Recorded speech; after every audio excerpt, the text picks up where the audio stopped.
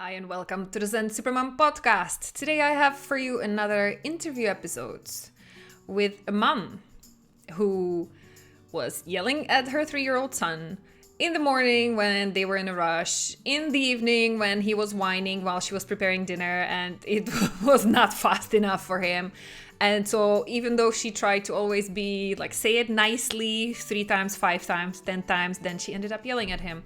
So luckily for her, she had enough courage to go and reach out for help, even though she was skeptical because she tried parenting techniques before, she tried counseling before, none of that helped, but there was a part of her who believed maybe this will be different, and heck it was. So, do you want to hear how she's doing now, how it changed her not only as a mom, how is her 3-year-old son doing now, but how she, in her own words, how it literally transformed her life, and you will see it, how she's shining, and the examples of what she's sharing, how she's celebrating, that blew my mind. That I didn't know about what she's doing now. She's a daredevil, basically. So this episode is to inspire you, because all this transformation happened in 3 months. What would become possible for you? What kind of change would you want to see in you, in your kids, in your life in 3 months? Do you even realize what's possible for you once you get help? Well, go and hear it. See Lauren.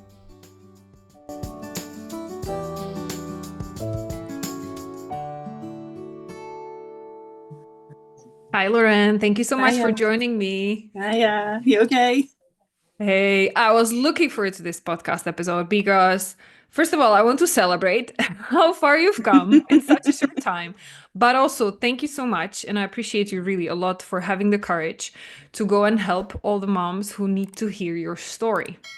Because that's why we are here, showing even your face on the camera, even your name, because you know how important it is to just like say it, how it was to Absolutely. inspire other moms, right? So let's start at Absolutely. the beginning, please. You're a mom of how many kids? How old? What's the family setup? What was the reason why you needed the help in the first place? So, mum to one, little boy, 3, and a typical 3-year-old pushing all the boundaries. So, just me and my husband at home with our 3-year-old. And when I came to the program, I was not in a good place. I was not the mum I wanted to be. I was angry and I was triggered by everything. Everything that was normal for a 3-year-old to be doing, just right there, triggered me all the time. And no matter what I did, no matter breathing exercises and just meditate and it'll be fine. It didn't work and it didn't fix it. And I think I genuinely came to the program thinking there's something really wrong with me. It's me. I'm just a terrible mum.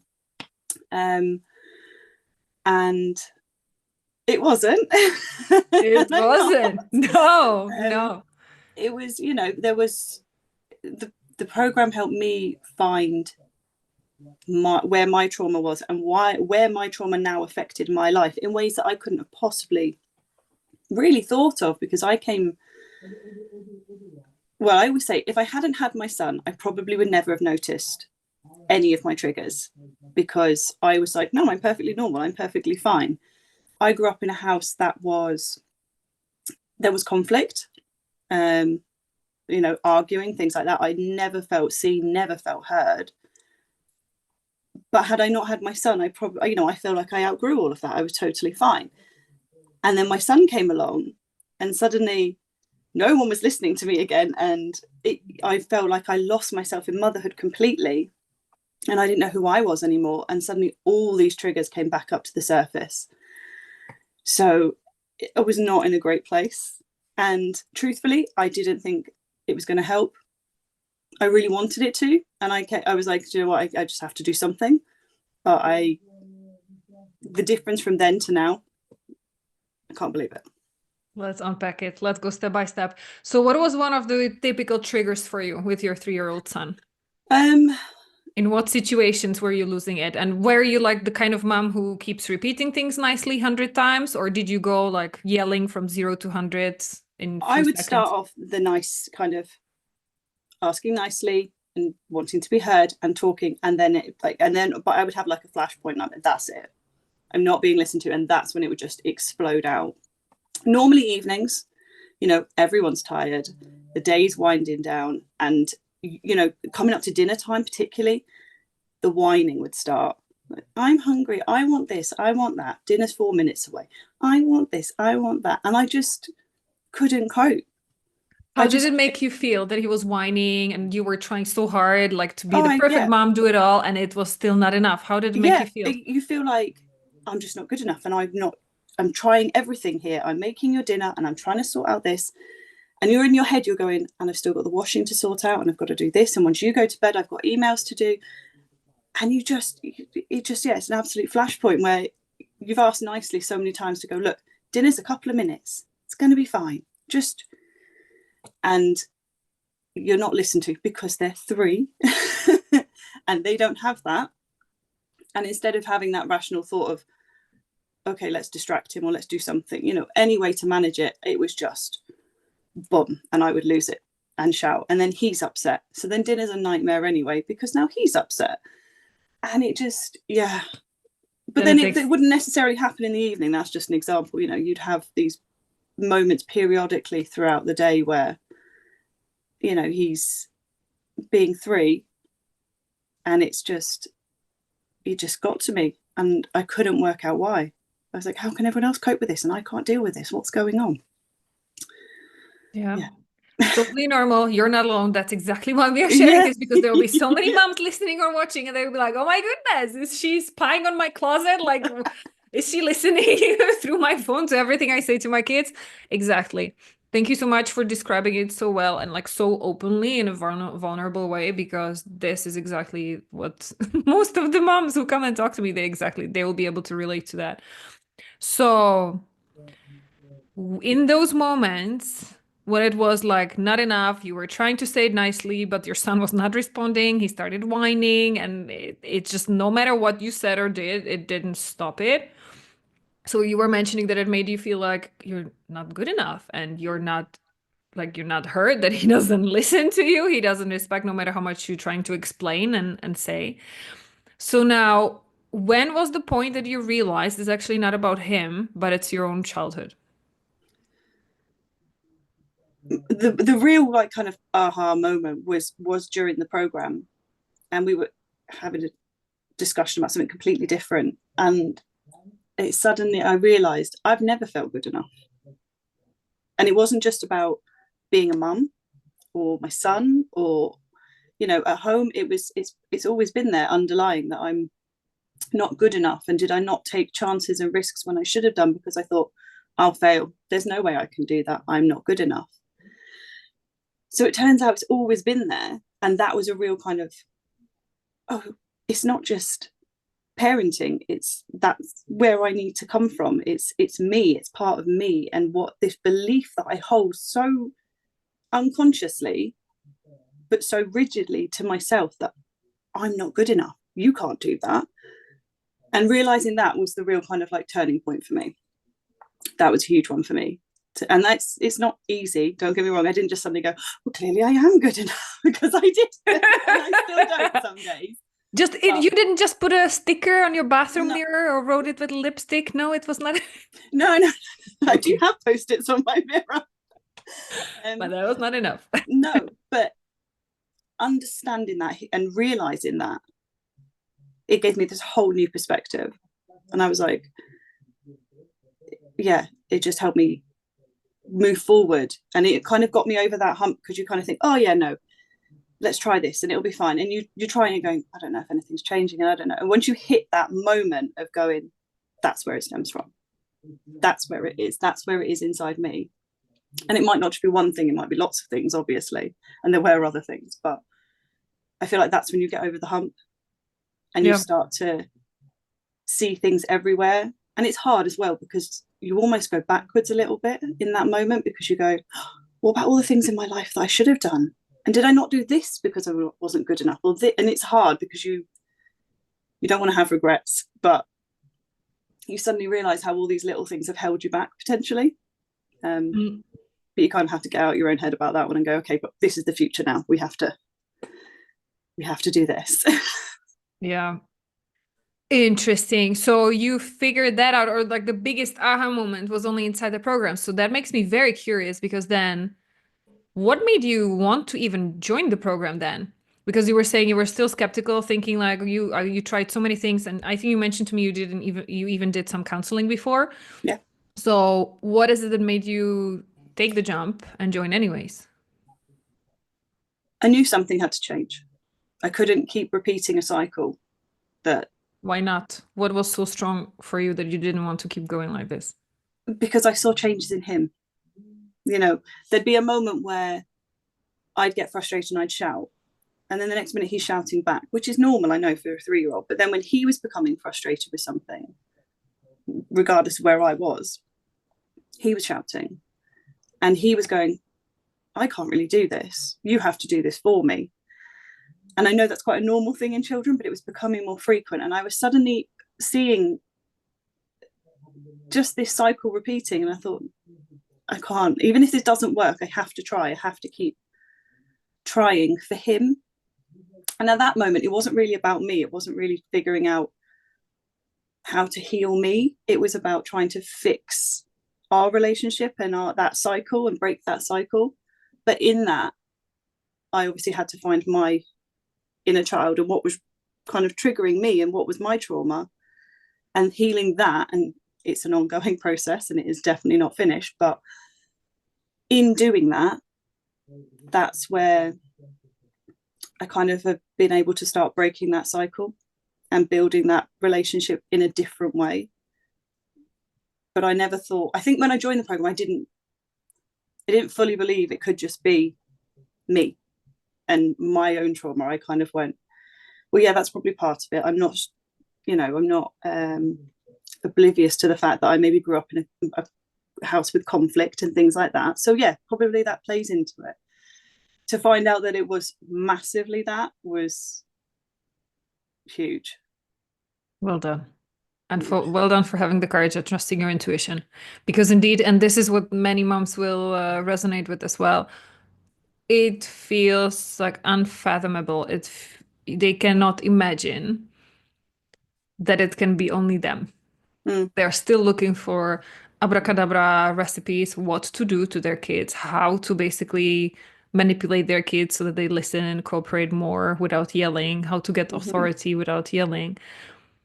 It's very hard to imagine that actually you already have the keys yourself, that you don't need to learn any scripts or anything.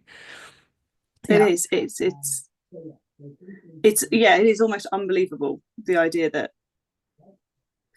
I don't want to say fix, I don't think fix is the right word, but to heal what's gone before, whether you recognize it at first or not, is the answer. And I would have said I was definitely skeptical and then suddenly realized, oh no, it is me. And thank you for being honest about that and open. Let's also mention one more important aspect, because this is not just about healing your past and like the little you, the inner child, as you mentioned, but a big part of it is brainwashing yourself, literally. So, do you even remember what was your most usual, like the voice in your head that interjected inside the relationship, like in between you and your son? Like, what was the voice that was making you feel not good enough and stressing you out? Honestly, it was always this, oh God, not again. Nobody else has to do this. Nobody else has to keep having this argument. It's, why won't you just listen to me and help me help you, And it was this constant, oh, why me? And it just, everything felt so heavy and such a burden. And now we play stupid games when things aren't going well. He doesn't want to get dressed for school, so we turn it into a game. Whereas previously, I'd have asked nicely, and I'd have asked nicely. And then when he started running around the house and trying not to put his socks on, I'd have lost it. And now we have mornings, even when he's not sure and he's like, oh, I don't really want to go today. And I know full well the minute he gets in there, he's off and he doesn't even say bye to me. So now we turn it into a game and now it's fun. But that was unfathomable 4 months ago. I'd have just lost it. Yep. And this is something because also, like, if you read any parenting books and strategies, like, they can tell you, yeah, turn it into a game, distract Mm. them, yada, yada, yada. But why were you not able to do it before? I just couldn't get past how annoyed I was. Yeah. And don't get me wrong, I'm still annoyed sometimes. You know, on the fifth time of asking someone to put their shoes on, you're not calm necessarily. No, But because you shouldn't ask 5 times. There should be no, natural consequences exactly. before. Exactly. Or having to chase someone around the house and things like that. You know, I'm not saying that you never get annoyed again, because you do, but suddenly realizing there was ways to manage that helped him and me as well, and made our house so much calmer. And my husband wasn't trying to, you know, start morning meetings hearing like thundering feet up and down the stairs and shouting and all the rest of it. You know, it just made our house so much calmer.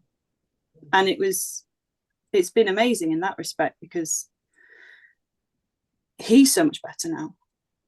He gets on with the morning and does the routine, and you know, even if he doesn't want to, but we can get through things so much easier because I found a place to be calm from, which previously I just didn't know. I didn't know how to regulate myself, let alone regulate him. And it would just, everything would boil over. And now when you feel it coming, I've got strategies, I've got ways to manage my calm. He doesn't have to be calm. He's 3. He doesn't have, like, you know, prefrontal cortex to be calm, but I can now. And yeah. Beautiful. Congratulations. Yeah. Now, if I go back to that example, because you mentioned that one of the most triggering moments was the evening time when everybody's already tired, exhausted, and he's getting whining because the food is not on the table yet. How is it going now? How are you dealing with these So situations? much better. So much better. And the thing is, I can get him to help me with things now as well, where I couldn't before at dinner time and things like that, because he isn't now thinking he can't do it, because mummy isn't thinking that way anymore. And yeah, I mean, don't get me wrong, he's a picky eater at the moment, as most 3-year-olds are. So dinner is still challenging, but it's challenging for different reasons, and it's a much more peaceful environment to have dinner in, and you're not sat there just shoveling food in a quiet rage to yourself, thinking, don't boil over, don't boil over. Because you know, I have ways to manage that, and he's happier because I'm happier, and even the dog is calm. The dog's not like, oh, who's shouting next? It's just made a world of difference, you know. But breakfast is the same. Breakfast used to be a nightmare, and now, you know, this morning he came downstairs and we had a conversation about what do you want for breakfast, and we had some choices. He sat there and ate it. He played with some Play-Doh. Right, we're going upstairs to get ready. Yeah, okay, we'll go upstairs to get ready. And I was like, where is this coming from? but it all comes from in there. You know, you can't. I've got to start from a place of calm. If I start from up here, it's only going higher. But I didn't. Yeah, I still can't believe that I can calm myself back down.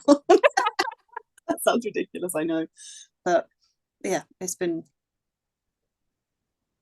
incredible. That's amazing. Yeah. That's beautiful. We can get out the door without arguments. It's great. Excellent. So what are you working on right now, Lauren? Is there still some trigger or situation that makes you feel like, okay, I still need to get working on it, or smooth sailing all over? I have to say, compared to our start point, mostly smooth sailing a lot of the time. There are moments, and it's usually related to him becoming overwhelmed. So like like he's been playing with friends for a couple of hours and it's time to leave, and then he starts to get overwhelmed. And I think it comes from a place of, oh God, everyone's now judging me because my child's losing his mind because he's tired and he doesn't want to go home. And you kind of I really have to get out of my like judgment head and just go, no, he's 3 and he's tired and he's overwhelmed, so we're going to manage it and ignore everybody else here. And that is much easier said than done. And that is still something that I'm working on massively, is to keep my calm when I feel pressure and I feel judged. It's fine in your own home when you don't feel like you've got an audience, but the moment I've got an audience, that's when I'm like, more work to be done. Yeah, and beautiful. And this is the mental fitness aspect of it. Yeah. Absolutely, yeah. This is the practice. This is the never ending lifelong practice because as your son keeps growing up, now he has a problem with a 3-year-old. Next year, he'll have problems of a challenge is a 4-year-old. And then Mm-hmm. let's not even talk about what happens when he's a teenager. He will keep raising the bar for you. But do you feel, Supermom, like you have the tools to keep up leveling with him and like keep being the I healthy do. model? I do. I do. And I feel like the more I've done it, not I wouldn't I don't know if the easier it's become, the more naturally it comes to you. I don't know that easy is ever the right word when it comes to children and stress and things like that. But the more naturally it comes to you, the more, yeah, the kind of the quicker you come to that moment of calm, or can bring yourself, or can recognize that you're not there and that you need to be back there in order to help them. That's become much more natural, and I hopefully that will continue to be much more natural. And I think it's funny because now I see him look to me when he's feeling a bit, and he looks to me and I'm like, no, we're good, we're okay. And I kind of go, that's what I always wanted. That's what I came to the program for. Was I always felt like, or I realized after I had my son, I can't regulate myself, to help him regulate. And that's why I went to counselling in the first place, was to try and figure this out. And it didn't really help. I learned a few things about me, but not really anything I was finding helpful. And it was kind of my, okay, let's give it a go, because I need to figure this out, because I can't have a 3-year-old who I can't help. So yeah, it's been a journey, but it's still... Congratulations. Seeing that you became the grounding anchor for your son, that whenever he's going through heavy emotions, big emotions, he doesn't know what to do with it, that he's looking at you to help him feel safe, that it's okay, whatever emotions he has, you're allowing for it, you're opening the space for it so that he doesn't feel the pressure, he doesn't feel being judged. That's fantastic. Yep. And at the same time, you're working on healing that pressure in yourself because you still have it. You grew up with it. So Yeah. now it's your automated habit. And it is going to take some more time of practice for Oh, you yeah. to release that pressure of the fear of being judged. Yeah, totally normal. But now you have the tools, you know how. And it's already working. So well done. Congratulations. Fantastic. One thing I hear very often from moms is that they are too busy. They're afraid, like, I have no time, and just like, I'm already so overwhelmed. And when would I even do that? How did you struggle with time and like making space and making this your priority? Because lots of people are afraid it takes too much time. Yeah, I think there is that overwhelming thing of, oh God, I'm going to have to learn something completely new, and how am I going to manage this? And it is, and it's overwhelming, and it's almost that your brain giving you an excuse not to. And I think I figured out, kind of where I had time between my son at, I say school, it's nursery, and me not kind of on emails and all the rest of it. And once you've kind of put that first Zoom call in, you kind of go, okay, don't email and cancel this now. Just do it. Just see how you go. Just do it. And the online side of it, it is hard because I had to find time at the end of the day when I was already tired. And it's easy to say, oh, I'm not going to do it tonight. I'm not going to try. But there's so much great information, and it's not really long seminars and like drawn out. You could listen to a 10-minute video once a night and still pick up loads from it. And I found that it was creating habits that helped me to carry on. So I don't have a post-it note that says I'm good enough. I do have a post-it note on my mirror that simply says peak your reps, because at least twice a day, in the morning and in the evening, when I brush my teeth, I see that and I go, oh yeah, I'll do that. I do more than that during the day now. For anybody to know, that's one of our key like anchors in mental fitness practice. Yes. Peaky reps. Yeah. But, and it's just getting started, things like that. And I know, sometimes it was things like ticking things off in diaries and things like that. I don't look at my diary every day, so that doesn't help me. But sticking things on my mirror does help, because at least twice a day I look at that mirror. So that's it. Making it yours, making it practical, making it work for you. Yeah, and it's finding things that work for you, and also it's like anything, it's like creating that habit of going, maybe some days you don't want to, you are tired and you think, oh, what is the point? You know, it's like the gym, you know, you go, oh, I can't be bothered. But the more you keep doing it, the more that becomes that habit. And the more you feel so good afterwards that it actually pulls you through. You don't have to feel like you need to push to do it. It's like, but you want to do it because you know what the result is going to be. Exactly. And it is when you get over that hump, and it's amazing the things, not only you learn about yourself, but you start seeing everywhere around you that you kind of go, this is fun. I'm going to keep doing this. Yes.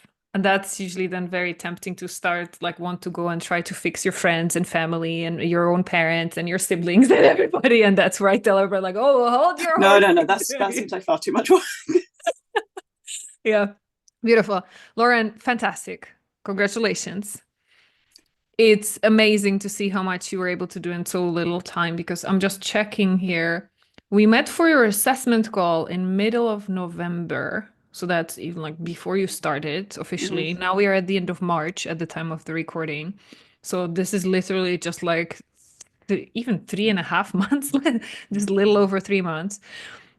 For me, what's most important is the biggest proof is that you understand this is a lifelong process, but at the same time, you already have set yourself up for success with making it habits, which is exactly what we drive for, so that it carries you through without too much of extra effort. It's just because who you are, right? So well done with that. Congratulations. This is the best proof of how quickly it can work. So I'm curious about your reflection, looking back. What is the advice you would give to yourself 4 months ago? Or a message for, not even advice, but what would you tell the younger self? I don't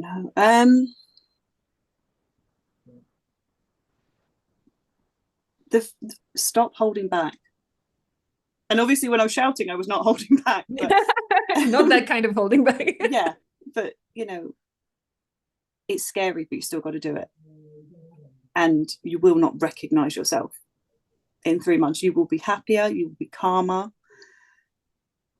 You'll be considering even more children, which you were definitely not 3 months ago, because it is that thing of don't hold back and don't be afraid. And that, like I say, that's so much easier said than done. But sometimes you have to do the scary thing or the hard thing because the result is so worth it. And it has been so worth it. And I'm so grateful. And it will continue to be worth it because, like I say, this journey's not over and it will continue on. But just the changes it's made in our household in 3 months, and the change, not even our household, just to me, has been. How are you different? I'm curious because you're not just a mom. Like you were saying that before you didn't even recognize yourself, you got lost in the I motherhood. lost myself in motherhood completely. I was, yeah, I don't even want to say I was coming out of it. I'm not sure I was in a lot of ways because I didn't go back to my job. It didn't make financial sense with my husband's work and my shifts and things like that. So I was just mum, and that's how I felt. I just felt, oh God, you know, I don't have job, career, you know, friends have changed, you know, your whole life changes and your hormones and everything else change. And I absolutely lost myself in it. And I didn't have hobbies. I didn't do any of the things I enjoyed. Even when I went out, I could still feel this pressure, like, oh, I should be at home. I should be just, you know, I should just be mum. And it was a horrible, horrible feeling. And then kind of through the process, I've realized, well, I had already realized, but I am my own person as well as being somebody's mum. And it's allowed me to free up time for me, which I didn't think I'd be able to do. I open water swim now, which is something I've always wanted to do and never believed I could, even though I love the sea. I was like, I can't go in the sea in January. I do, and it's cold, but I do. And that's amazing for my mental health as well. And it's been finding things for me that help me, and that keeps me on track as well. But yeah, I just this is amazing. You're a daredevil now. Just happier, calmer. I sleep better. I eat better. I make better choices because I think in here is calmer. In here is quieter, and I'm not constantly second guessing myself. I'm not constantly, putting myself down, second guessing every bit of parenthood. I spent the first probably 18 months to 2 years of my son's life going, that child does this, my child doesn't do that. Am I doing something wrong? Is there something wrong? And it was all the time, this constant chatter in my head.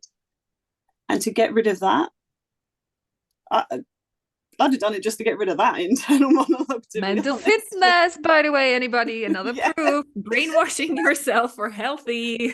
Oh my God, yeah. self-talk. Just to get rid of that internal monologue, I'd do it all over again. But yeah, I'm not over exaggerating, and I'm sure it will sound like I am when I say it's life changing, because it has changed my life. And I am a happier, calmer person because of that. And 3.5, 4 months ago, whatever it was, I didn't think that was possible. I hoped it was. And it really was kind of like hopeful wing and a prayer, rather than I'm going to do this and I'm going to smash it and all the rest of it. It was just hoping, and to come out the other side. And it has worked. And I have helped heal myself, and I've found me again, but the grown up, better version of me, who isn't hanging on to all the from before. That has changed my life massively. Hallelujah. Angels are singing. Amazing. And how are you going to celebrate, Supermom? Because this is amazing. You changed your life in 3 months. I don't know. Well, the last time you asked me that on my wind-up call, I said I was going for a swim, and I did. I went and did a full moon swim. So I swam under the moon.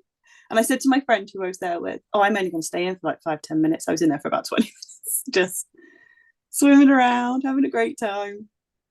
So I don't know what I'll do today. Time to raise the bar.